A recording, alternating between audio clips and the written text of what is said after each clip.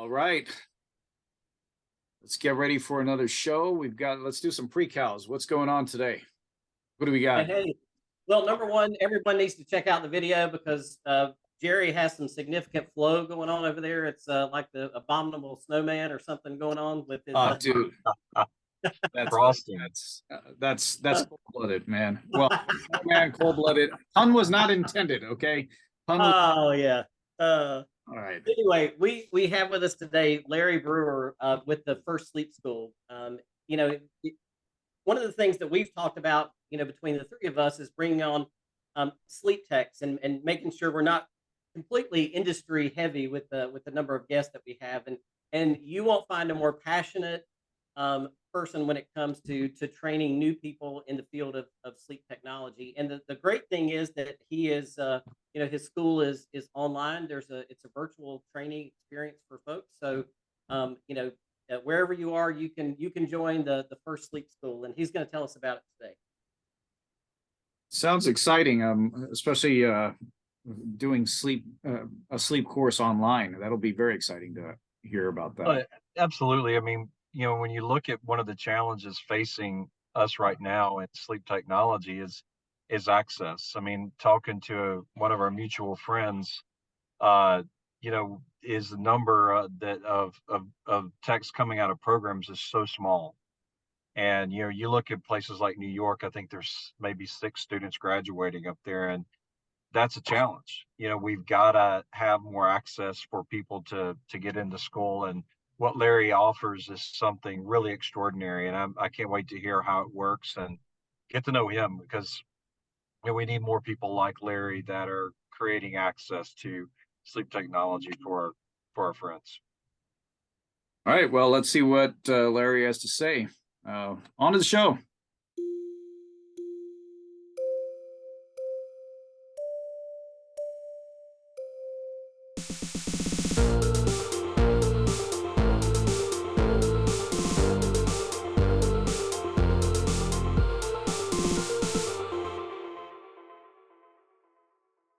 Lights out.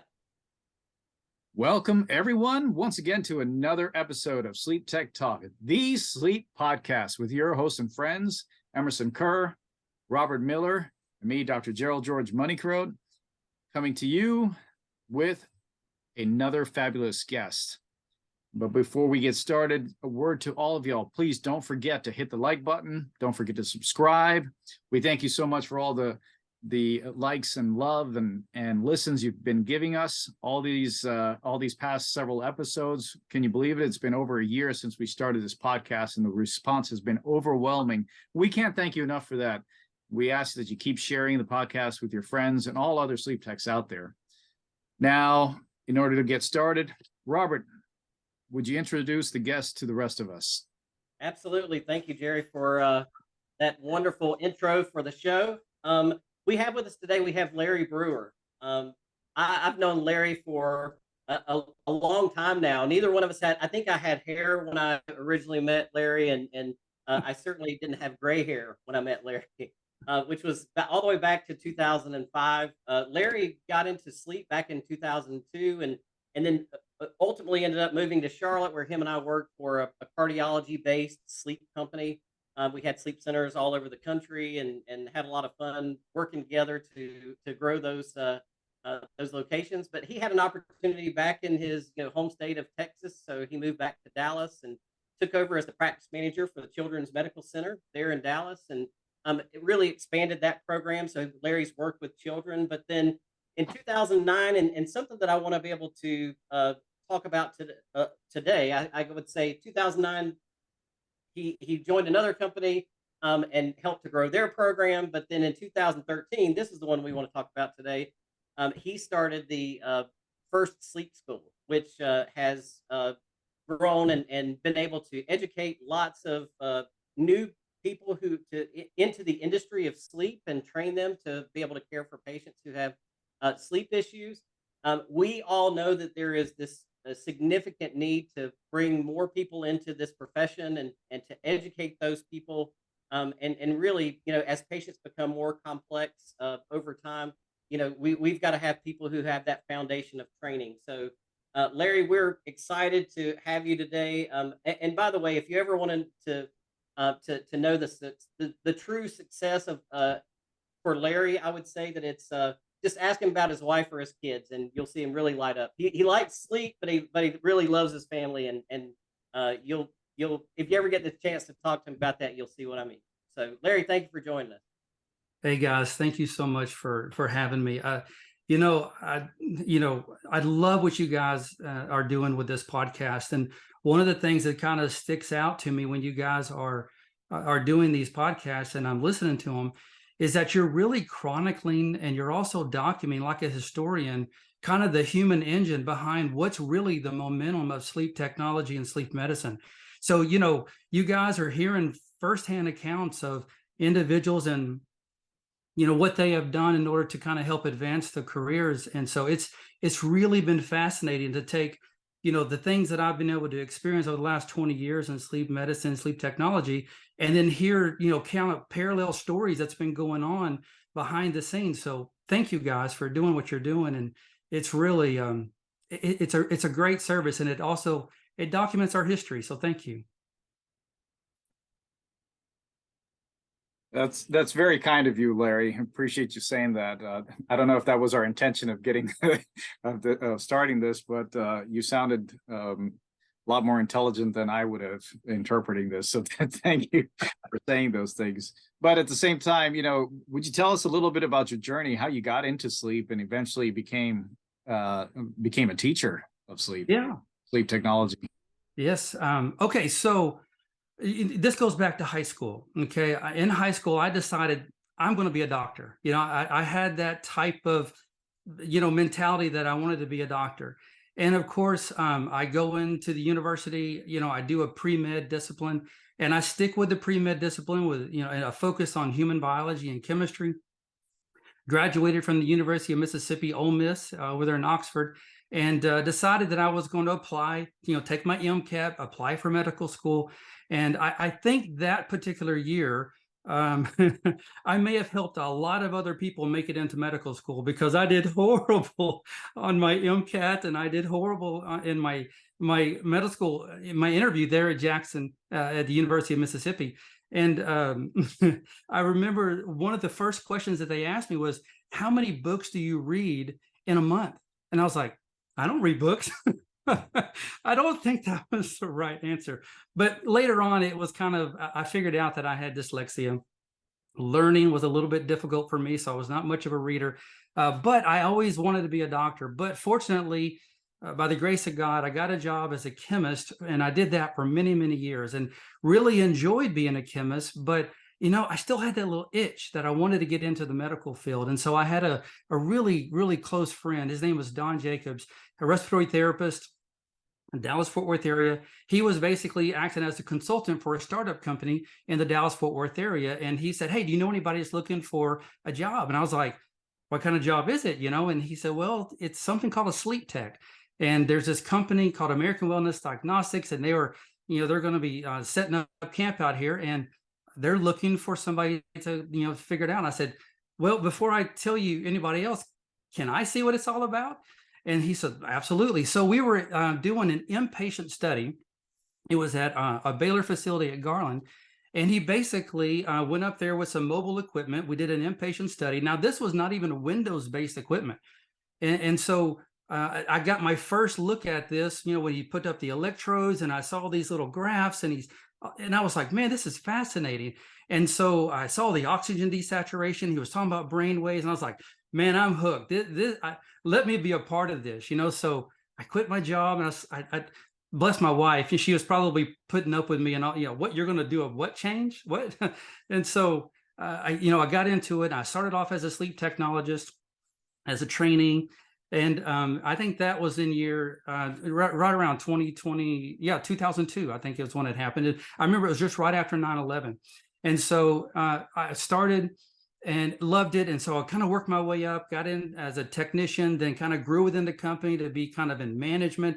And then, kind of grew within the company. It took me out to Athens, Georgia, where I was kind of a sleep center manager, expanded so there. And then, of course, I jumped with Robert over there in North Carolina.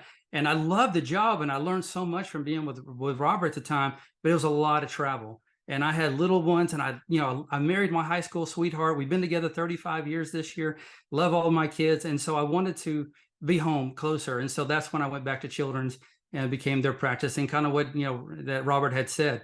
That's kind of how I did it. But as soon as I saw it the first time, I was like, okay, I've got to give this a shot. This seems really interesting. Hey, by the way, Emerson, not to make you feel excluded, but you're the only one who doesn't have multiple children on this podcast today. Gary has twins, I have triplets, and Larry has twins. That's right. Hey, I've got to say this about Larry. Those of you, the audience, if you're listening, you got to watch this on YouTube. The way his eyes sparkled and his hands, everything about when he first saw the sleep lab, he brought me back to when I first saw a sleep study, and just watching. And I'm sure each and every one of you listening, the first time you saw a sleep study, that's what Larry looked like right now. Describing that same expression. I was looking at his face like, hey, that was me. So passion. It's passion, Jerry. The industry has taken your passion, Jerry. Exactly. So Larry, I didn't mean to cut you off there, but please, if you don't mind continuing, tell us a little bit more about how you got to the school. Okay, so Robert, you kind of remember a story. I won't use anybody's names, but we were in McAllen, Texas, and we were trying to fill the lab, right?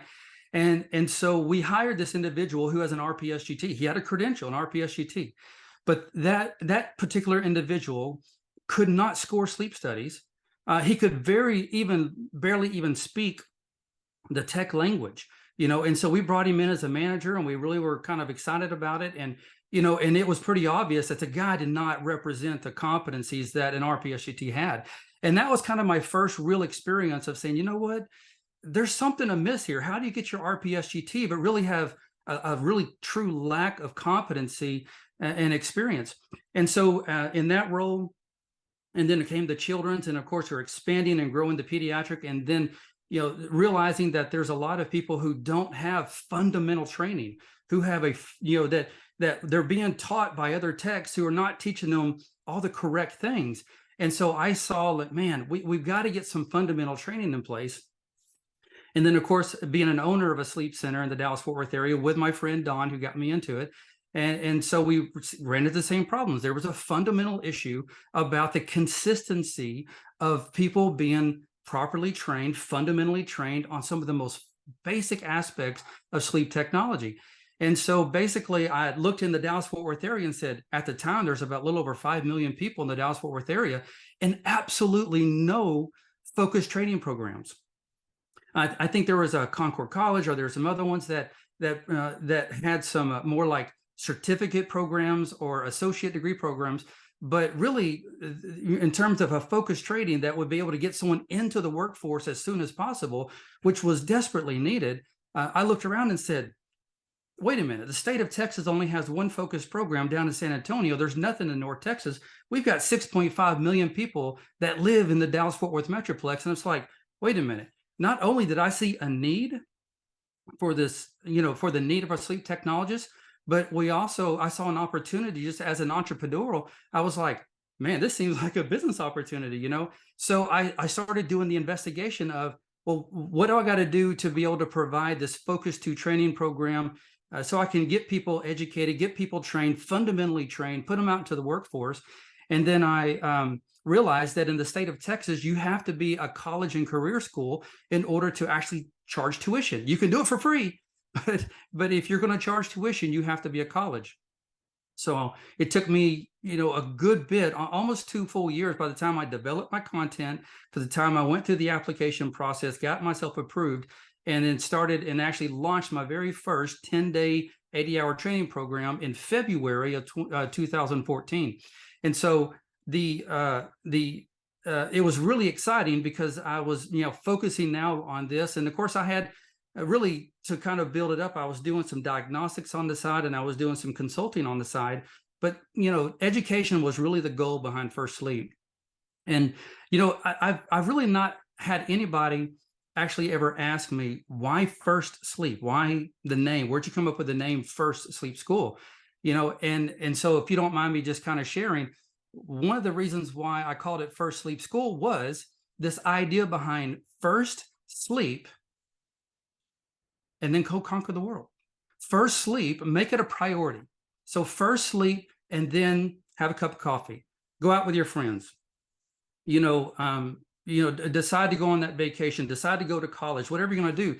But first sleep, make it a priority. And that was the idea behind it. First sleep and then go to school. Larry, how many students have come through your program? Officially, I have issued 150 certificates since we started this 9 years ago.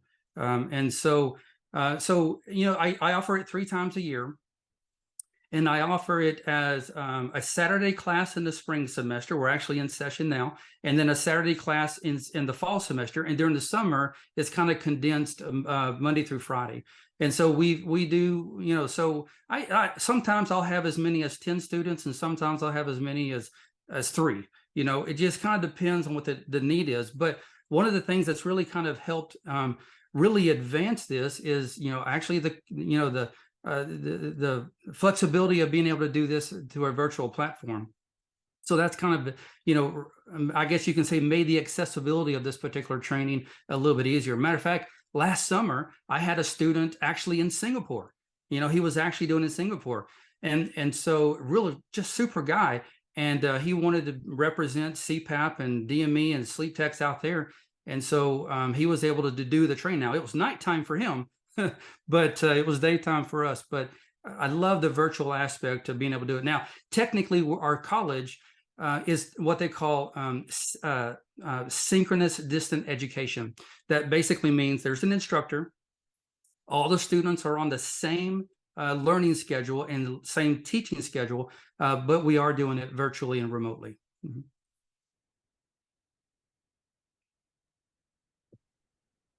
Larry, one of the things that we see in this industry is it's changing so fast.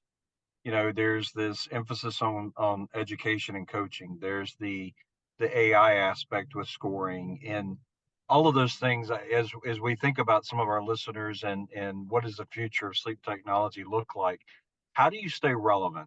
In a space that makes sleep technologists feel like they may not have a place. How do you overcome that for someone that is considering this and thinking, is this going to be a field that's going to last? How do you breathe some of your excitement and passion and energy into them and interest and stay relevant all at the same time? Because that's a lot. Yeah. So this has been one of my big challenges, is to be able to create content and keep it in the speed by which the sleep technology industry is changing. One thing that that most of my students who joined the 10-day course are asking is, what's the forecast? What is it going to look like in the future? And I tell them that there's always going to be a place for a highly competent, highly motivated, highly passionate and compassionate individual in the field of sleep technology. I said, because you can have artificial intelligence, but you still got to have human intelligence behind it, right? Someone still has to get on this horse and navigate it, right? And so I tell them, and I've had conversations with with people who have been in the field for a long time and said it's a dying field. And I challenged them and I said, well, if you think about the adult sleep lab only for the purpose of obstructive sleep apnea, I think you're right. Sleep labs that are only focused on obstructive sleep apnea are going to suffer some challenges. But you know what? There's more than 100 diagnosable sleep disorders, right? And we need to expand it. We also need to include it into the acute care aspect of it, which means that our sleep technologists even have to be more trained, more competent on the acuteness of what we might see with patients that have other more severe comorbidities. So I think we have to train people, not just simply how to an illustration I use in my course is that I don't want to just teach you how to be a driver of a vehicle. I need to teach you how to be a mechanic as well as a driver of a vehicle. I said, as a sleep tech, you have to learn how to do both the technical aspects of what we do, but you have the most important part of it, and that is you have probably more time with a patient than any other care provider in the scope of their time. So that's an opportunity to listen. That's an opportunity to engage, to learn, to challenge, and more importantly, to educate. So I think one of the challenges is, how am I going to keep up with the speed of the changes? How am I going to keep up with the CCSH, which is so important to kind of move toward this thought process that I'm not just now educating about sleep, I'm looking at the entire person, and I'm saying, hey, almost the way that a mid-level provider or a doctor would say, and look at the big picture and say, what little changes can I make now to have a big impact? And let's just continue to tweak that downfield. And so our training has to include expanding the sleep technologists beyond just the technical aspects of what we do. It has to be education. It has to be forward thinking. It has to be critical thinking skills. Those have to be included to be relevant. We should all chime in. Amen.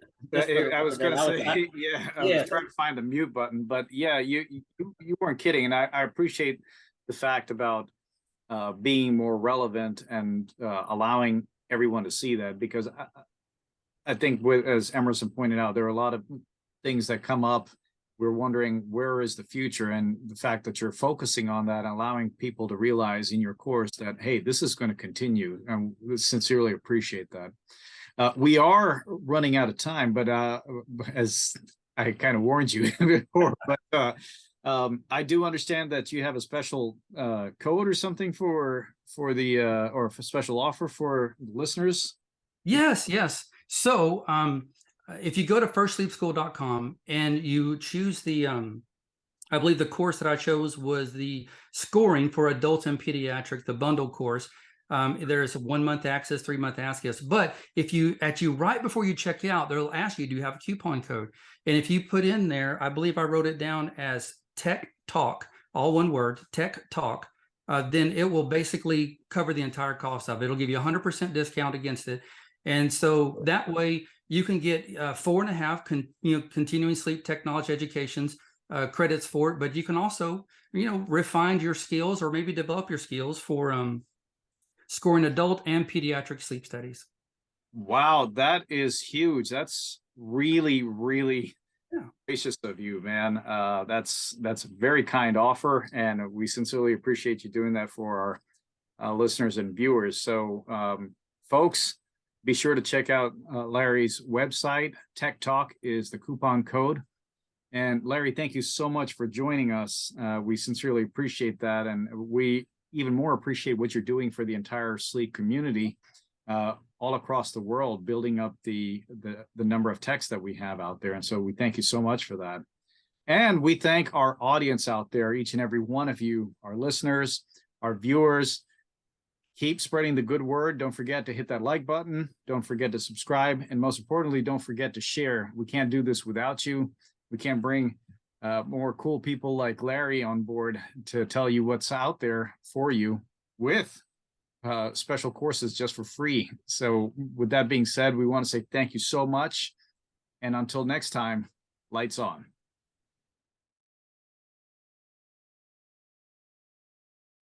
Wow. Quite a show. Let's do some post-cals. What'd you guys think? Well, if there's one thing Larry is, he's passionate about this industry. And, to have that kind of energy, that kind of passion in teaching is exactly what we need to really fuel this next generation of sleep techs that we really need to carry us into the future. So a lot there. I think one of the things that stood out is his reminder. He didn't really say it this way, but people take care of people. And Yes. that's a key part of what sleep technology is that human component. And I loved hearing him just really amplify that and what a student can look forward to and being part of his program.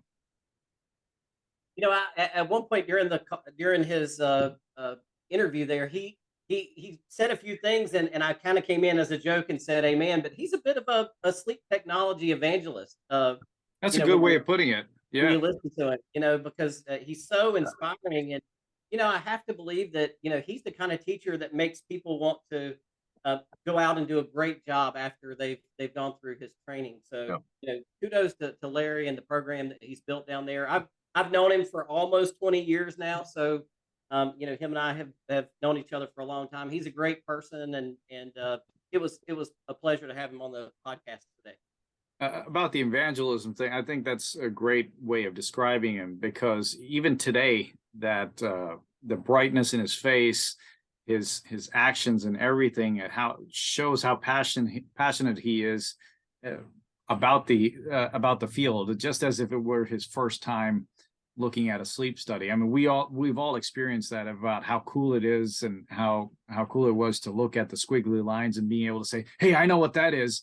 And his face looked like he was still experiencing that. And so it was so good to see that kind of passion in somebody that wants to impart that on a new generation. So I was excited to see that personally.